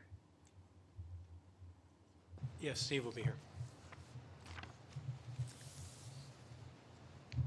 Does he speak first or anything, or? No, I'm going to go first. All right. Well, then we're going to keep moving. Good morning. I thank Steve, but we're going to keep moving. Good morning, Mr. Chairman and Commissioners. Staff is recommending that the Commission issue a proposed interpretive order providing guidance on the 3 disruptive trading practices in new Section 4CA5 of the Commodity Exchange Let me Act. just mention, Bob, you might move the mic closer because I don't know if it's going to be picked up. Sorry. The first prohibition of Section 4CA5 makes it unlawful to violate bids or offers. Persons must transact at the best available economic price. This prohibition on violating bids and offers applies in any trading environment where a person exercises some control over the selection of bids or offers. This prohibition applies to the specific trading environment where the trading takes place. It does not require market participants to search multiple trading platforms for the best bid or offer. This section does not apply where a person is unable to violate a bid or offer, such as an exchange automated matching engine. This prohibition again does not apply to block trades, bilateral non-cleared swap transactions, or exchange for physicals, provided that the transaction complies with the rules of the DCM or CEF on which it is traded. The second prohibition of Section 4CA5 prohibits anyone from intentionally or recklessly disregarding the orderly execution of transactions during the closing period. This proposed order interprets a closing period to be generally defined as the period in the contract or trade when the daily settlement price is determined under the rules of the trading facility. For example, in NYMEX natural gas contract, the closing period is defined as the last 30 minutes of the last day of trading, while in the CBOT treasuries, it is defined as the last 60 seconds. While the proposal interprets the prohibition in Section 4CA5B to encompass any trading, conduct, or practices occurring inside the closing period that affects the orderly execution of transactions during the closing period, potential disruptive conduct outside that period may nevertheless form the basis for an investigation of potential violations under this section. The proposed interpretive order reaches bids or offers as well as executed orders. The final provision of Section 4CA5 prohibits conduct that is or is of the character of spoofing. Under the Act, spoofing is defined as bidding or offering with the intent to cancel the bid or offer before execution. The proposed order identifies the following examples of the character of spoofing: submitting or canceling bids or offers to overload the quotation system of a registered entity, submitting or canceling bids or offers to delay another person's execution of trades, and submitting or canceling multiple bids or offers to create an appearance of false market depth. This proposed interpretive order provides that orders, modifications, or cancellations will not be classified as spoofing if they were submitted as part of a legitimate good faith attempt to consummate a trade. As an intent-based violation, the Commission may look to patterns of trading activity to examine whether the trading constitutes spoofing. Spoofing does not cover non-executable market communications. This proposed order provides for a 60-day comment period, and we evade comments on all aspects of the proposed order. An interpretive order, once it becomes final agency action, would have the same force and effect as a final rule. Before concluding, we would like to thank the members of the anti-disruptive trading teams, Mark Higgins, Jerry Cusimano from Enforcement, Steve Seitz, Ralph Avery, and Mary Connolly from the Office of General Counsel, Kirsten Sorensen, Mike Pennick from OCE, and Dave Cass and Jim Goodwin from DMO. And with that, we'd be happy to answer any questions you may have. First, I'd entertain a motion on the staff recommendation on an interpretive order on Section 747's disruptive trading practices. So move. Second. Thank you. Thank you to the team. I have a number of questions. My first relates to scope. How does this relate to first futures? Then my next question is swaps, and my third is bilateral versus traded. So I'm trying to understand I think I do understand it, but if you can help the public understand what's the scope of this disruptive trading practices. The scope would apply to all of the above. So it applies to futures and swaps. Yes. Does it only apply to on-exchange traded futures and on-exchange or CEF-traded swaps, or I guess that's my question. Does it somehow It would apply. The statute would apply to trading or any trading subject to the rules of the registered entity, if that's what you're asking. So registered entity. So I guess my question is, are bilaterals not covered by 747? Bilaterals, non-cleared, as we said at the beginning, would not be covered. Okay. All right. So the scope is futures, and the scope is swaps that are on a registered entity. So thus, bilaterals are not covered. I'm saying Dan Berkowitz is raising. Yeah. That's correct. Okay. All right. So that's the scope. I'm now going to ask a little bit about what you just said about this is the same force and effect. I want to follow up on those words, what you meant by that. An interpretive order, should it become final, has the same force and effect as a final rule. The order is given the same weight by the courts as a preamble to a final rule. An interpretive order is thus the same as any other order issued by the Commission and is guidance that the public can rely upon once that order becomes final agency action. So then if somebody is doing a bilateral swap, they're not covered by 747. That was my first question. But this question is if you're trading on a swap execution facility or in a designated contract market, you can rely on this once we go final based upon public comment, but you could rely on that if you're doing the things in here that we say are okay, you're fine. That's correct. I agree, that's correct. Great.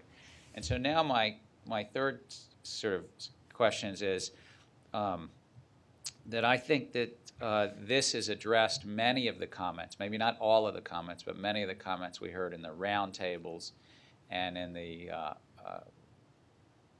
letters. I think there were somewhere close to 30 comment letters that came in. And would it be fair to say this, in effect, narrows the number of things that could be considered to be a violation of the statute? Yes. The statute would become effective regardless of any action by the Commission 1 year after the date of the enactment.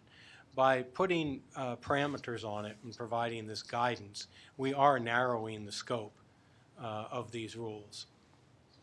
And I mean, I think it's appropriate, and I support this because, I mean, to use as an example, I've heard from some commenters in the letters and in the roundtable that if they sent an order to an exchange and they plan to buy 100 contracts, but they send 200 contract order, they were concerned, well, somehow somebody could say that would be an intent to cancel, and we've clarified that that's not going to be. That's correct. You have to have the intent to cancel the bids or offers prior to them being executed. If your intent was to get a partial fill of a bid or offer, that would not be covered by the So partial fills, that's not a violation. A partial fill with the intent to consummate a trade is not a violation. One other area, and I know staff's still working on it, which I think is very important, is that we not only look here, but we review more broadly supervision and testing. I know that the Joint Advisory Committee, I guess that was last week, recommended that we take a close look at that. We also have in the, and I know Commissioner Malia has worked closely with the staff on this, on that in the designated contract market and the CEF proposed rules, that there be a lot of responsibility there to make sure that the integrity of their markets, if I can paraphrase. So I do look forward, and I know Commissioner Chilton has raised this. I think there's a, you know, all five of us are really looking forward to hear the staff recommendation on supervision and testing as it relates to these practices, but then, you know, more broadly with regard to algorithmic trading in the modern world. Those are our next steps, Commissioner. Thank you. Mr. Chairman. Commissioner Dunn. Thank you, Mr. Chairman. Let me refer to page 12 of the copy I have. Now, I know these, I'm working off of one I had last Friday, so I don't know if that's still relevant or not. But it says, in sum, the Commission believes the market participant should assess market conditions and consider how their trading practices and conduct affect the orderly execution of transactions during the closing period. I would like to know, how do they do that assessment? And in particular, how do they do it if they're doing algorithmic trading? Well, what we're talking about there is, you know, using existing concepts of orderliness. We're not trying to create new ground here.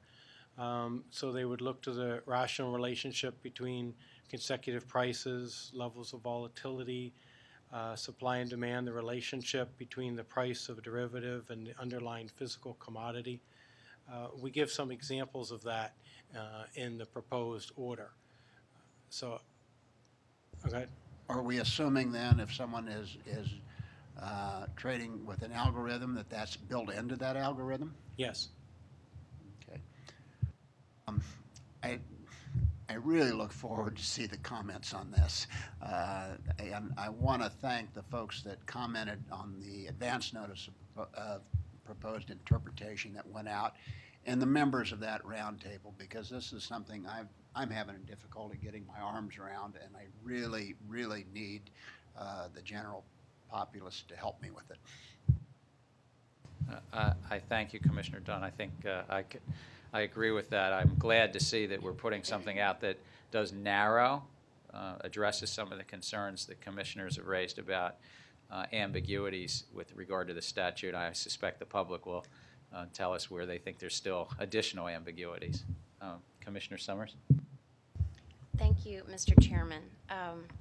As I stated in my opening statement, I have a lot of different concerns about this proposal not really clarifying where the statute was vague. And Bob, with all due respect, I think that your answers to the chairman's questions created even more confusion for me. On the first subject, when the chairman asked with regard to the scope of this proposal, you said that it didn't apply to bilateral non-cleared swaps. But does it say that anywhere in this proposal? That the scope of this proposal does not apply to bilateral non-cleared swaps? In the section with regard to violating bids and offers, it says that it will not apply to bilateral bespoke swap transactions, but I took that to mean just A did not apply to bilateral bespoke swap transactions. It doesn't say non-cleared. So does B and C also not apply to bilateral non-cleared swaps? So, Commissioner, just to follow on the first on the section talking about where the transactions are, continuing on into the footnote, footnote number 36, just to have the full context. The Commission, the proposed interp says that in addition to EFPs, the Commission believes that the legitimate execution of exchanges for swaps, exchanges for options, exchanges for risk, or any other transaction that may be negotiated and executed bilaterally under the rules of a designated contract market or a CEF will not violate 4C5A. So with respect to the first question, I think that we're clearly saying that bilaterally negotiated swaps are not part of the intent of the first part of the rule. But the broader question is to whether they would get swept in under spoofing or the orderly execution turns on or subject to a registered entity. And so if the transaction is subject to the rules of a registered entity, then spoofing or orderly trading may be picked up. But absent any further, I guess, evaluation of that particular issue, it's sort of where, how does a bilateral swap get to a registered entity? I think the answer is no, that it's outside of the provision of disruptive practices. Is it possible for us to state that more clearly, that the scope of this proposal does not apply to bilateral non-cleared swaps unless it's subject to the rules of a registered entity or whatever you just said? Yes, I think we can, in the proposed iteration for final interpretation, spell out more clearly the preamble to A, B, and C of the section to discuss what it means for engaging in trading practice or conduct on or subject to the rules of a registered entity. Okay. I guess I didn't know that until you asked the question about scope, so it brought that up. I apologize. I just sort of, I wanted to clarify because that's how I thought that's what Congress did too. I always took that disruptive trading practices meant something about being on a trading platform, and that's why I asked the question and they confirmed it. It just doesn't say that. So your second question with regard to partial fills, in the spoofing section of the proposal, it actually says that a partial fill does not automatically exempt activity from being classified as spoofing. So what I understood the answer to the chairman's question to be is that partial fills without an intent element would not be a violation of C, but it doesn't say that here. It says that partial fills aren't exempt. What we're if we're not clear there, we can make it clear. I mean, the idea is there could be circumstances where the intent is to engage in spoofing, say, for example. But because it is then a bid and offer out there, and before it's canceled, it could possibly be hit and could possibly have a partial fill. So the idea here is that it must be intent-based, and the intent must be to engage in spoofing, regardless of whether it's partial fill or any other type of transaction. Thank you, and I certainly don't disagree with that. I just am suggesting that perhaps it's not as clear as what your answer to the question was. Let me just ask, because I mean, the sentence, we could get it out of the transcript, that your answer to my question, but I'd ask unanimous consent that his sentence that answered the question just be, put in here on that partial fill. And I'd be also, well, I'll just ask that unanimous consent, then. I have no objection to that. No objection then. Thank you. So, moving on, I guess going back to the questions I was going to ask, the chairman's questions just brought up a couple of other questions for me. On A, violating bids and offers, we had a lot of comments with regard to this area, with regard to whether or not we needed to show intent in A. And we have decided that we're not required to show, because the Act doesn't require us to show that a person violating a bid or an offer did so with the intent to disrupt fair and equitable trading. But we could have put that in. So do we have to show that a person intended to violate or bid or an offer? And, should we show that a person even knew of an existence of a better bid or an offer? I'm trying to understand, without the intent element, how we move forward with this. Well, we, of course, look forward to what the commenters will have to say on this issue. But what we looked at, the three provisions together, and the way Congress drafted the three provisions together, Congress specifically put in an intent and a reckless requirement in the closing period provision, and put in intent and specifically mentioned that in the spoofing provision without putting in recklessness. So what staff is recommending here is consistent with the words that Congress gave us in this provision, and since Congress did not give us an intent requirement here, we did not recommend that an intent requirement apply to the violating bids or offers.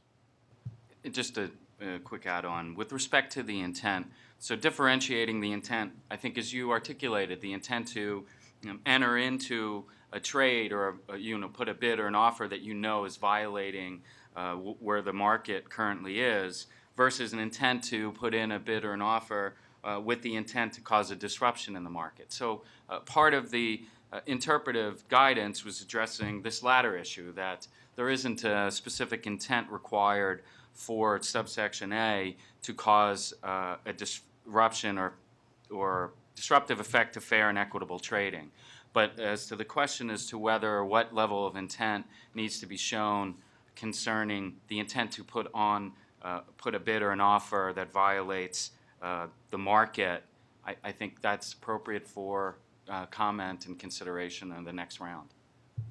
That we could potentially clarify more in this area after comment, that a person would have to actually know of the existence of better bids or offers. I mean, without, I would expect that some commentators would consider, for example, other prohibited practices under 4C, in particular wash sales, and what is the Commission articulated with respect to the burden in wash sales, and whether or how that should relate to this new disruptive practice. Okay, so moving on to B, with regard to the closing, orderly execution during the closing period, it seems to me like we should have more of a focus in this area on protecting the integrity of the settlement price and So I'm wondering, because that's not, we mention settlement price, but we don't expressly say that this intent should have the impact on the settlement price. And I'm wondering what your thoughts are on not expressly having, sorry, the ultimate goal. When you get to discussing an effect on price, I think you're moving more away from a disruptive trading practice and into a manipulation matter. And Congress separated out these two provisions and did not lump disruptive trading in with manipulation. And the difference is that in manipulation, unlike disruptive trading, you don't require showing the person engaged in fraud or acted with a specific intent to create an artificial price. So I think the situation that you're covering in terms of affecting the settlement price may be better prosecuted under a manipulation. I guess I've just always assumed that if anyone is not executing orders if they are executing orders in a disruptive fashion in the closing period, that their intent would be to affect the settlement price because that would benefit them. So why would someone act recklessly in the closing period for any other reason than to affect the settlement price? That's a good question, Commissioner. And that's where the two provisions, the manipulation and the disruptive trading during the closing period overlap. I think it's just a level of proof that you would need, is the way Congress set it out in these two provisions, what proof you would need to establish a violation of Section 747 or a violation of the manipulation provisions.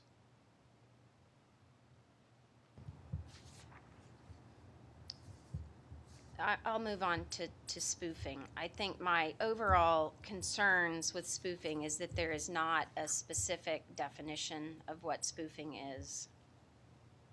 When reviewing some of the comment letters, I felt like, at least in my view, that some of the comment letters gave us some very good suggestions for how we could potentially define spoofing. For having the purpose of misleading market participants to benefit a person's own position. And I think that several different commenters commented in one way or another with those type of words.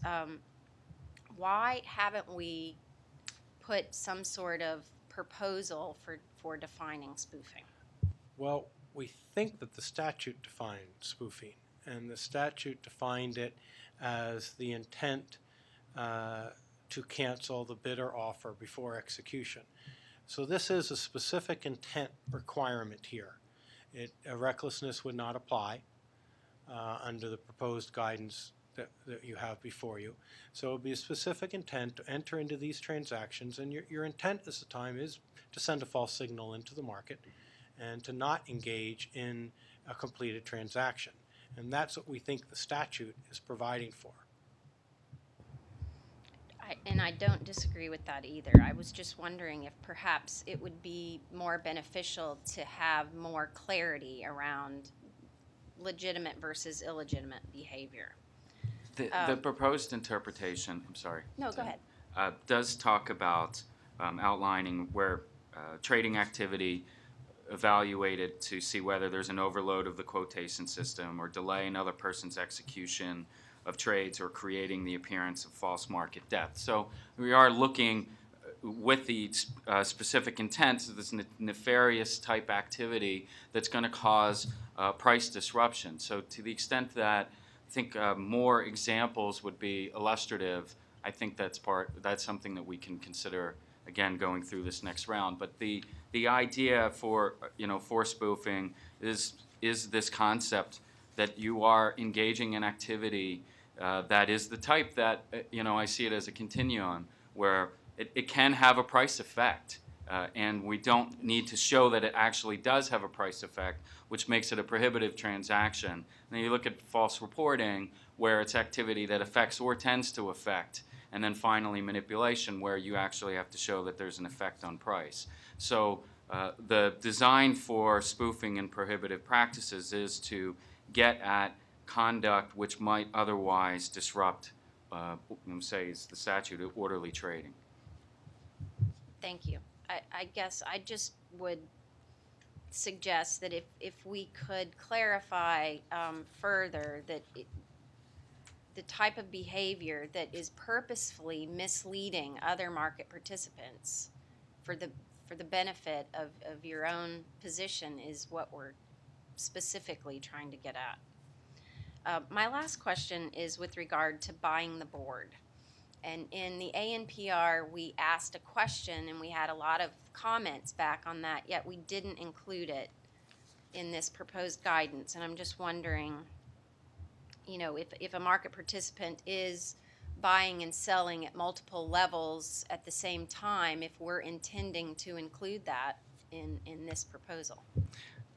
I actually picked up on that myself this morning, unfortunately, that I saw one of the commentators had specifically addressed buying the board.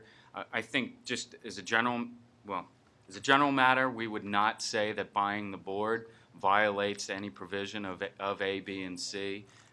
With the, you know, you're looking at, say, violating bids or offers. If you're engaging in activity that otherwise complies with the rules or regulations of the registered entity, we think you're going to be okay. So if you're buying the board in and of itself, that's not going to violate provision A. Now, if you're buying the board in connection with some manipulative scheme, then then we have a different conversation.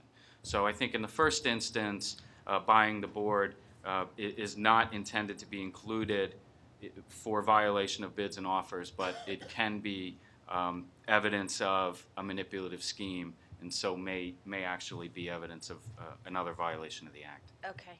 I guess I would ask if that was a mistake, if we could add a sentence in to include that we did not intentionally leave out buying the board out of A. Seeking unanimous consent. Not hearing any objection, you'll make whatever appropriate. Yes, Thank you. Commissioner Chilton. Thank you, Commissioner Summers. Thanks, Mr. Chairman. I want to go back to the first thing that Commissioner Summers was asking about. The chairman had this discussion, Vince, with regard to bilateral trades. Unless the trades occur on a regulated entity, it does not apply. Is that correct? Yes. Thank you. When I read this the first time, I thought of that, or that old commercial, that Where's the Beef commercial. It was a Wendy's commercial. Walter Mondale used it in debate with Reagan to absolutely no effect. But when I read this, the first thing I thought is, wait, we're doing the three things that are in the statute have called for, but we're not doing anything else.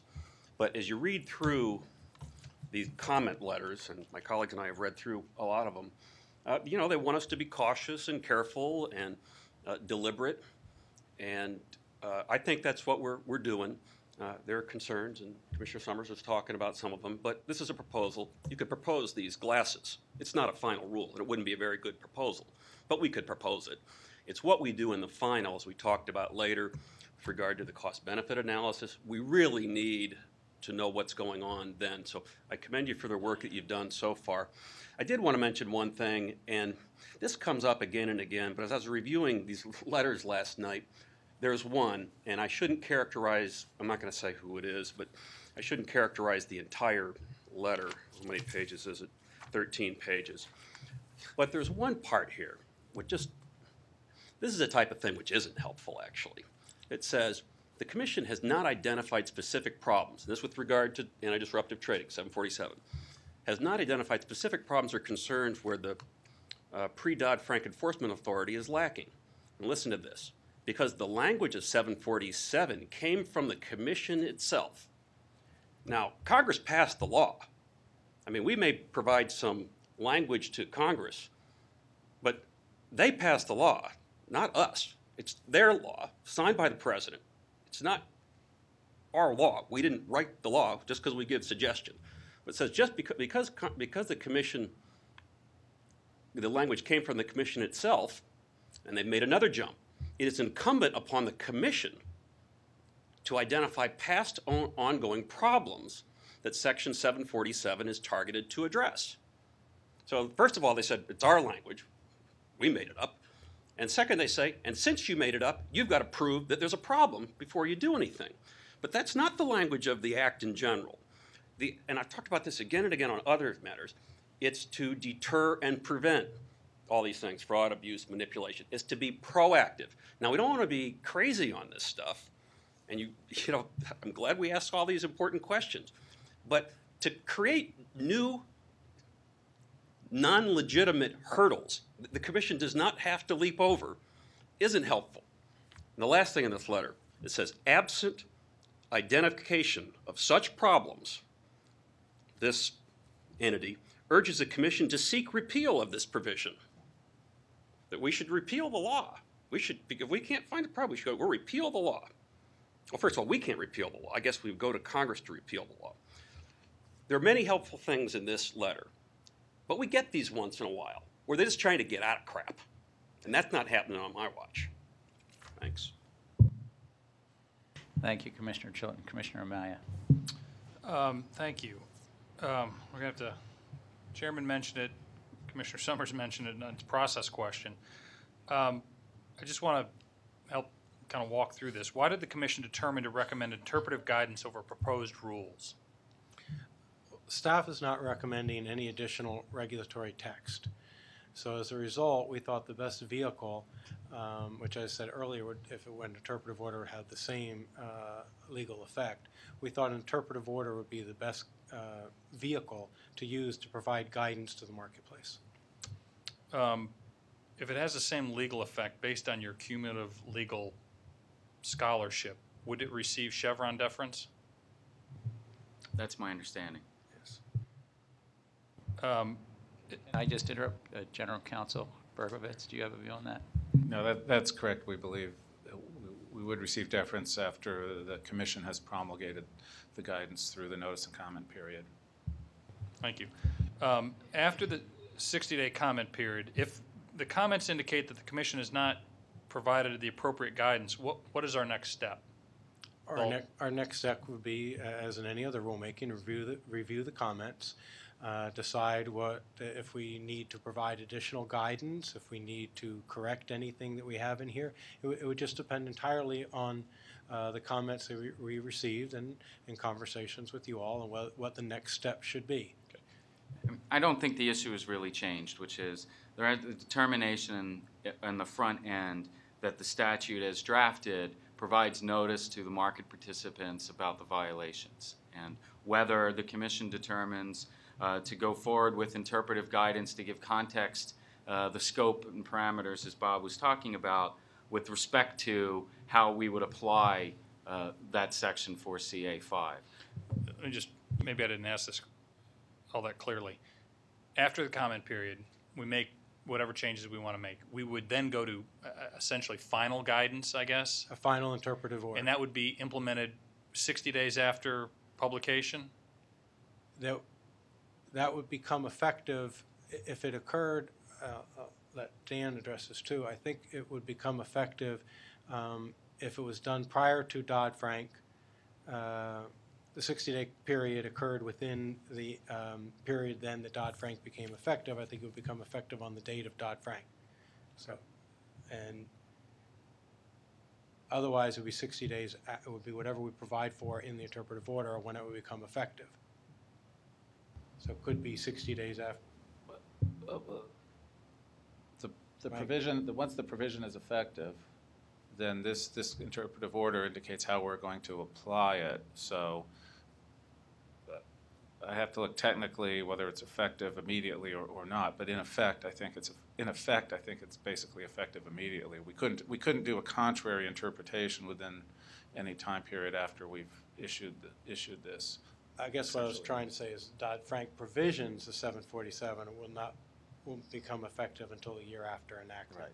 So whether the interpretation is effective prior to that doesn't really matter. I think you should assume that 60 days from now and our very legitimately full schedule in the spring, we would be doing a final order of this sometime, in the summer. But, maybe we'll be able to do this before July 15th. Right. I mean, I'm just. Okay, thank you. What role do you anticipate the exchanges, and this is kind of subsumed by the other questions, that this applies obviously to on-exchange transactions, but what role will they have in enforcing this guidance? The exchanges will play an important role and a coordinated role with the Commission. As we say in the draft proposed order, the exchanges are very important. We recommend a multi-layered approach with the exchanges, but Congress gave us the specific authority also to enforce, Congress gave us the specific authority to enforce the provisions of Section 747. So, while the exchanges will play an important role, we have a role to play here as well. I mean, the exchanges won't be bringing an action for disruptive practices under the Act. We will, as part of our investigation process, prosecutorial discretion as well, we'll be making determinations, as we do in any case, whether an exchange action for conduct occurring on the exchange is sufficient or whether additional or separate action by the Commission makes sense. And that's not atypical from how the Commission has interacted with exchange actions over the years. So now you said they cannot bring disruptive trading practice violations. They would have their own. They have their own rules, correct, to ensure orderly execution. Or I think what whatever you're saying is they would not bring an action for disruptive trading under Section 747. They may bring an action under their own rules for disruptive trading, as we could have under our existing four. Correct. All right. How are we proposing to define the term orderly execution, and is this definition altered by the trading venue in which any trades occur? I think we give some guidance. We try to give some guidance in the rule on how we're viewing that, and we give some examples of what you would look at for existing concepts of orderliness. I don't think it varies. In answer to your last question, some of the things we would look at would be the rational relationship between consecutive prices during the closing period, the correlation between price changes and volumes, levels of volatility, relationship between price of the commodity and the underlying of the derivative and the underlying physical commodity, and similar type of measures. By analogy, yes, Commissioner, this is what I was thinking of it as going through this proposed interpretation.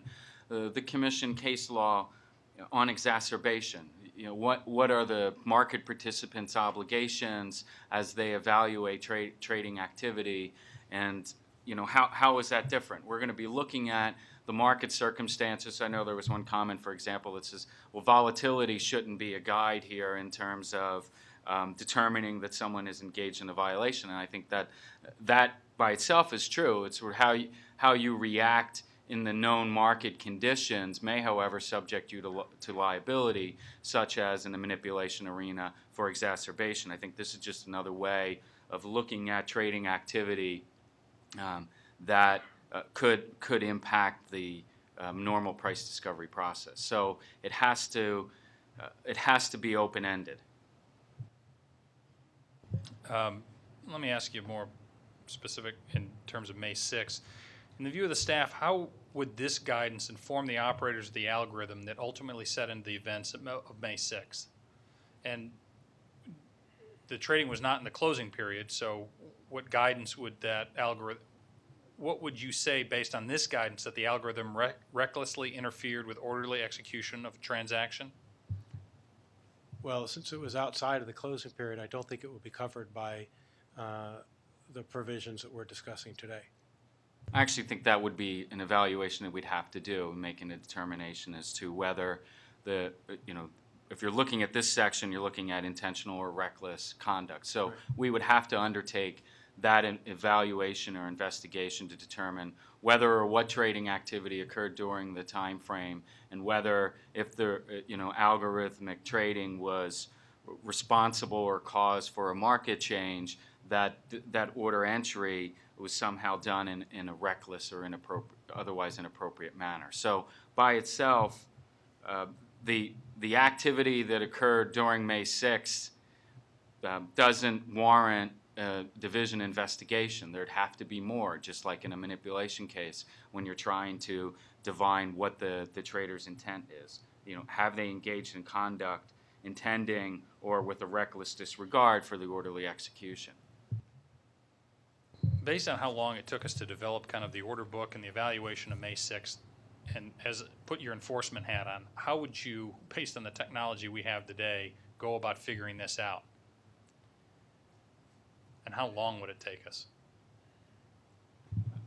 under this new guidance? I mean, since we're dealing with an intent standard, I don't see the investigation operation from the division any different than what we would do in a manipulation case. One of the first things we would focus on would be to get an understanding of the communication between the traders at the time, also then get an understanding concerning how they engaged in the trading conduct or practice, and begin an evaluation of the recreation of the trades as they were executed. I think that is can be a very complicated endeavor, and certainly if there was information on the intent side on the front end, that will help streamline the investigation as it does in manipulation cases.